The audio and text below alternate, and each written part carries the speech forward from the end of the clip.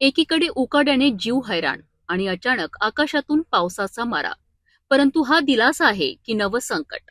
यवतमाळ जिल्ह्यात अवकाळी पावसाने जोरदार हजेरी लावली. नागरिकांना उकाड्यापासून दिलासा मिळाला खरा, परंतु शेतकऱ्यांसाठी हा पाऊस ठरतोय धोक्याची घंटा. यवतमाळ जिल्हा जिथे उन्हाळ्याचा तडाखा दिवसेंदिवस वाढत होता, तापमान वाढलं होतं आणि नागरिक अक्षरशः उकाड्याने त्रस्त झाले होते.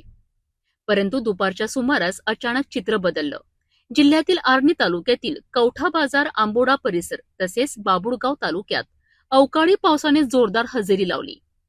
वादळी वाऱ्यासह आलेल्या या पावसामुळे नागरिकांना उकाड्यापासून काहीसा दिलासा मिळाला.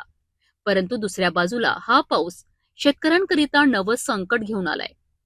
काही भागात गारपीट झाल्यामुळे शेतमालाचे मोठ्या प्रमाणात नुकसान होण्याची भीती व्यक्त केली जात आहे. विशेषतः कवठा बाजार आणि अंबोठा परिसरात जोरदार गारपीट झाल्याने शेतकऱ्यांची चिंता वाढली आहे. आधीच आर्थिक संकटात असलेल्या शेतकऱ्यांकरिता ही परिस्थिती आणखी कठीण होऊ शकते. दरम्यान काही दिवसांपूर्वीच आर्णी बाजार समितीत एका शेतकऱ्याचा गहू पावसामुळे भिजल्याची घटना समोर आली होती. यामुळे बाजार समित्यांमध्ये आणलेल्या शेतमालाच्या सुरक्षेचा प्रश्न पुन्हा एकदा ऐरणीवर आला आहे. शेतकरी आता प्रशासनाकडे मदतीची अपेक्षा करीत आहेत.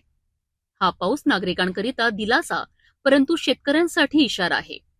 वेळीच उपाययोजना नाही झाली तर नुकसान आणखी वाढू शकतं. यवतमाळ सारख्या संवेदनशील जिल्ह्यात अवकाळी पावसाचा फटका गंभीर ठरू शकतो. प्रशासनाने तातडीने पंचनामे करून शेतकऱ्यांना मदत देणं अत्यावश्यक आहे. कारण इथे प्रत्येक थेंब पाऊस शेतकऱ्यांच्या भवितव्याशी जोडलेला आहे.